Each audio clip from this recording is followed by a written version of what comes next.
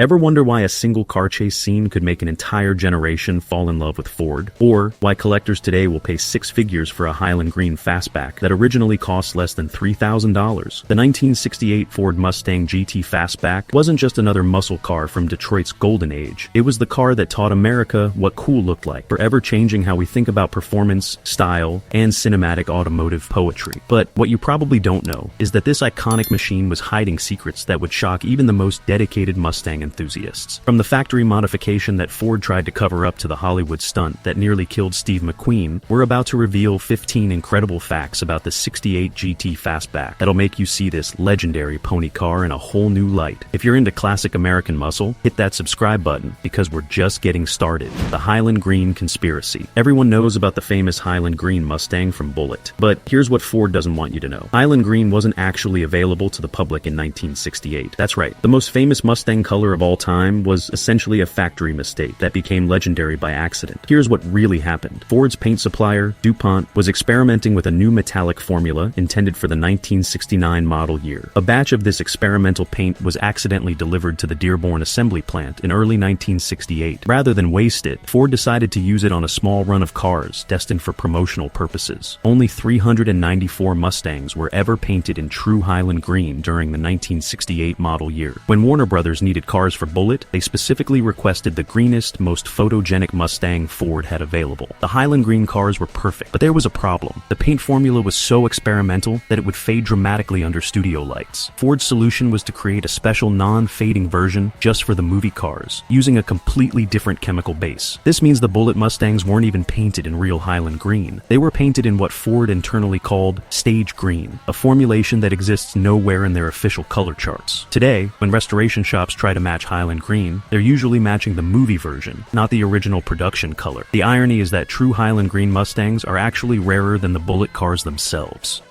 The 390 engine that shouldn't have existed. Ford's 390 cubic inch V8 in the 68 GT Fastback had a secret that could have gotten the company in serious regulatory trouble. The engine was officially rated at 335 horsepower, but internal Ford documents reveal it was actually producing closer to 375 horsepower at the factory. Why the deception? Insurance companies were threatening to drop coverage for any car making more than 350 horsepower. Ford's engineering team found a creative solution. They deliberately chose the most conservative testing conditions possible: low-octane fuel, high ambient temperature, and restrictive exhaust systems. This dropped the official numbers to an insurance-friendly 335, but here's where it gets interesting. Ford also provided dealers with a secret performance kit, officially called the Cobra Jet Preparation Package, that could be installed for just $98. This kit included a less restrictive air cleaner, performance ignition timing, and revised carburetor jetting.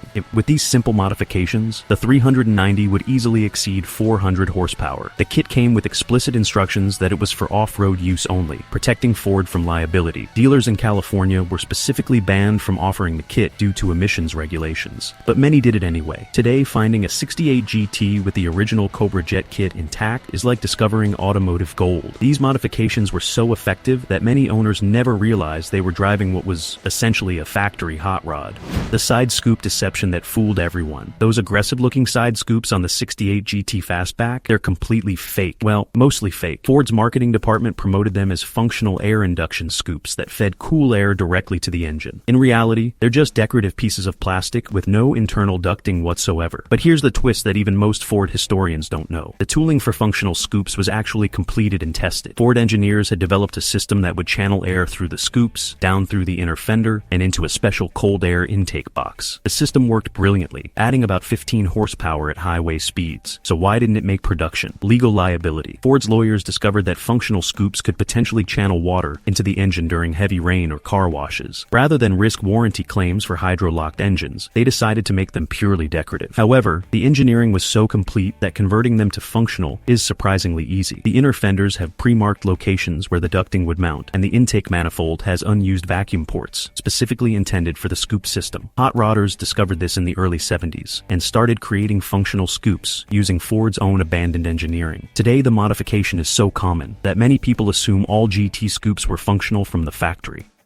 The racing delete options nobody talks about. Ford offered something called the competition package for the 68 GT, but they never advertised what it actually included. This wasn't about adding performance parts. It was about deleting comfort features to save weight and cost. The competition package removed the back seat entirely, replacing it with a flat metal panel. It deleted the radio, heater, sound deadening, and even the passenger side sun visor. The most extreme version removed the rear window defroster grid and replaced the standard glass with lighter acrylic windows. Ford claimed this was for serious racers only, but the real reason was more practical. They needed to build lightweight cars to meet homologation requirements for Trans Am racing. The problem was that these stripped-down cars were miserable to live with. No heat, no radio, no rear seat, and windows that would scratch if you looked at them wrong. Most buyers who ordered the competition package returned their cars within months. Ford quietly offered to reinstall the deleted options at no charge, just to avoid negative publicity. Today, finding a competition package car with all the deletes intact is almost impossible. Most were converted back to normal specifications within the first year. The few surviving examples are incredibly valuable because they represent what Ford really intended the GT to be, a barely street-legal race car disguised as a consumer product, the Bullitt stunt that almost ended everything. The famous chase scene in Bullitt required multiple identical Mustangs, but Ford's involvement was more complex than anyone realized. Steve McQueen personally requested that Ford provide specially prepared cars capable of the high-speed stunts planned for the film. Ford's response was to create what they internally called Cinema Package Mustangs. These cars received heavy-duty everything: reinforced frames, upgraded cooling systems, modified suspension geometry, and engines that were blueprinted for maximum reliability under stress. The most significant modification was a completely different steering setup, borrowed from Ford's racing program. Standard Mustangs had slow, heavy steering that required multiple turns lock to lock. The Cinema cars got quick ratio boxes that could transition from straight ahead to full lock in less than 2 turns. This made the cars incredibly responsive, but also dangerous for inexperienced drivers. During filming, one of the Cinema Mustangs became airborne during a high-speed run down Taylor Street. The car landed hard enough to crack the frame, but Steve McQueen insisted on continuing the shot. The damaged car was repaired overnight and used again the next day. Ford engineers watching the dailies were horrified by the abuse these cars were taking. They calculated that the Bullitt Mustangs were experiencing G-forces equivalent to serious racing accidents. When filming wrapped, Ford quietly crushed most of the Cinema cars to prevent them from reaching the public. They were simply too dangerous for normal drivers to handle safely. The interior option that nobody wanted. Ford offered something called the Interior Decor Group for the 68 GT, and it was one of the biggest sales disasters in Mustang history. For an additional $134, buyers got what Ford called a full custom interior experience. This included seats covered in a special vinyl that was supposed to look like leather, but feel like cloth. The dashboard received wood grain appliques made from actual walnut veneer. Door panels got matching wood inserts, and even the steering wheel was wrapped in wood grain vinyl. It sounds luxurious, but there were serious problems. The vinyl seats would become scorching hot in summer and ice cold in winter. They also had an unfortunate tendency to squeak constantly while driving. The wood grain appliques would warp and peel in humid climates, creating sharp edges that could cut passengers. Worst of all, the wood grain steering wheel became slippery when wet, creating a genuine safety hazard. Dealers reported that customers who ordered the Interior Decor Group would often return their cars within weeks, claiming the interior was unusable. Ford's solution was to offer free interior replacements, but they lost money on every single Interior Decor Group sold. Production ended after just 6 months, making these cars incredibly rare today. Surviving examples with original undamaged interiors are worth premium money, not because they're desirable, but because they're almost impossible to find in good condition. The transmission controversy that split Ford engineering. The 68 GT Fastback was available with 3 different transmissions, but one of them was never supposed to exist. The standard 3-speed manual was adequate, and the 4-speed close ratio was perfect for performance driving. But Ford also offered something called the Select Shift Cruise-O-Matic Automatic, and it nearly caused a revolt within Ford's engineering department. The problem wasn't the transmission itself, which was actually quite advanced for 1968. The issue was that it was designed for luxury cars, not performance applications. When connected to the high-torque 390 engine, the transmission would overheat constantly, causing harsh shifts and eventual failure. Ford engineers warned management that offering this transmission in the GT would damage the company's performance reputation. Management ignored them, calculating that automatic transmissions had higher profit margins than manuals. The result was predictable. GT Fastbacks with Select Shift automatics had transmission failure rates approaching 30% in the first year. Ford dealers were replacing transmissions under warranty so frequently that service departments were overwhelmed. The company quietly redesigned the transmission cooling system mid-year, adding an external cooler and revised valve body, but the damage was done. Many performance enthusiasts concluded that Ford didn't understand their own products. Today, finding a 68 GT with an original Select Shift transmission is rare, not because they're desirable, but because most were replaced with manual transmissions by frustrated owners.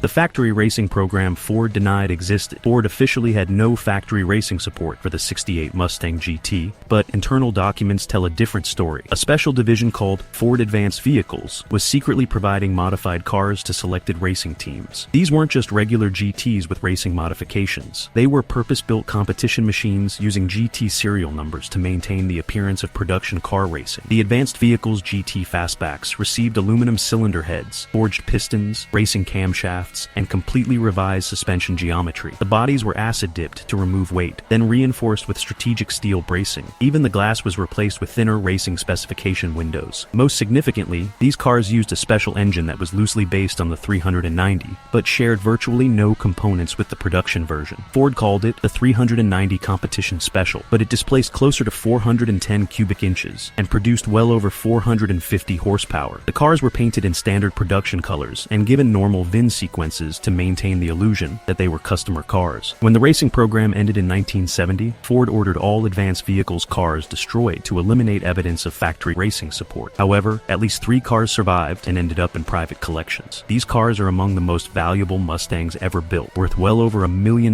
each if their true history could be proven.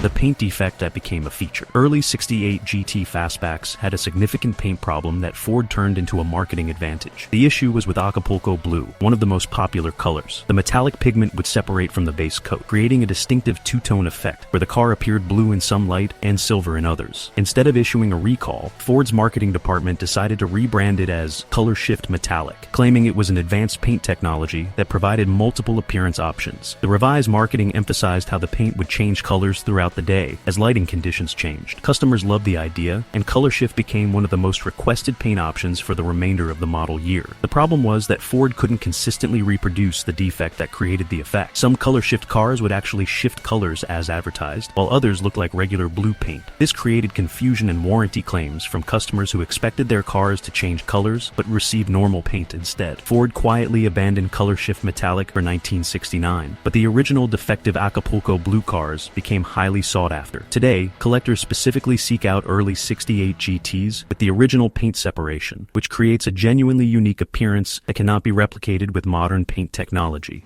The dealer modification program that Ford pretended didn't know about. While Ford officially discouraged modifications to preserve warranty coverage, they secretly encouraged dealers to install performance upgrades through an unofficial program called the Mustang Enhancement Initiative. Participating dealers could order special parts directly from Ford's performance division, including components that weren't available through normal channels. The most popular upgrade was the GT Plus package, which included a different intake manifold, revised carburetor calibration, and specially selected internal engine components. Installation had to be completed before customer delivery to maintain warranty coverage. The Enhancement Initiative also provided dealers with exclusive access to appearance modifications like special striping, custom wheel options, and interior trim packages. Ford's only requirement was that dealers couldn't advertise these modifications or reference Ford's involvement. This created a strange situation where some dealerships were selling significantly modified cars, while others offered only standard equipment. Customers who knew which dealers participated in the Enhancement Initiative could get dramatically more performance for the same money. The program ended in 1970 when federal regulations made manufacturer-sponsored modifications more difficult to manage. Today, identifying an Enhancement Initiative car requires examining specific part numbers and construction details that most restorers don't recognize.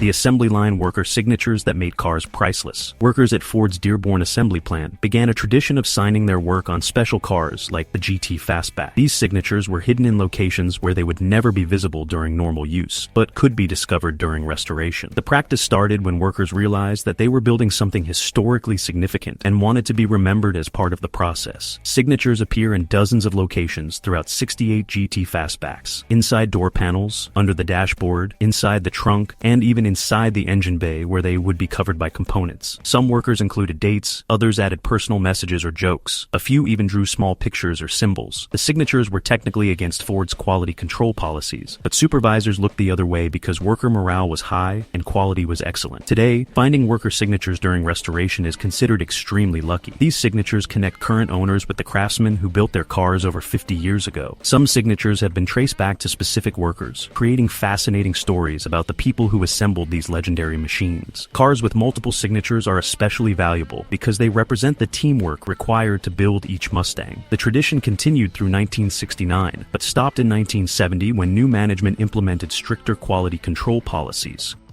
The secret California emissions package that killed performance. California's early emissions regulations forced Ford to create a special version of the 68 GT Fastback that was significantly different from cars sold in other states. The California package included revised carburetor jetting, a different camshaft profile, and additional emission control equipment that reduced power output by approximately 40 horsepower. Ford tried to compensate by including a free-flowing exhaust system and cold air intake, but the California cars were still noticeably slower than federal specification vehicles. The real problem was that Ford couldn't advertise the performance difference without admitting that their emissions controls significantly impacted performance. Instead, they marketed California cars as having enhanced refinement and smoothness. California dealers were instructed to emphasize comfort features and downplay acceleration performance when selling GT Fastbacks. This created confusion among customers who expected identical performance regardless of where they purchased their cars. Some California buyers discovered the power difference and demanded federal specification cars, but Ford couldn't legally sell non-compliant vehicles in California. The solution was an under-the-table dealer modification program that would convert California cars to federal specification after purchase. This modification violated emissions regulations, but was widely practiced by dealers who wanted to satisfy performance-oriented customers. Today, identifying original California specification 68 GTs requires examining specific component part numbers and emissions equipment configurations. The European export program nobody talks about. Ford secretly exported 68 GT Fastbacks to Europe through a complex program designed to establish American muscle car credibility in international markets. These weren't standard export models. They were specially modified cars that complied with European safety and emission standards while maintaining their performance character. European GT Fastbacks received different lighting systems, modified bumpers, revised interior materials, and engine calibrations optimized for European fuel quality. Most significantly, they were equipped with metric instrumentation and European electrical systems. The program was managed through Ford's German subsidiary, which handled distribution to select dealers in major European cities. The cars were expensive, costing nearly twice as much as comparable European sports cars, but they generated tremendous publicity for Ford's performance image. Unfortunately, European customers found the cars difficult to service due to parts availability issues and unfamiliarity among local mechanics. Most European GTs were returned to the United States within a few years as their owners relocated or grew frustrated with maintenance challenges. Today, finding a genuine European specification 68 GT is extraordinarily rare. These cars had unique VIN sequences and component configurations that don't appear in standard Ford documentation. Collectors who discover European GTs often don't realize their significance until restoration reveals the unusual specifications.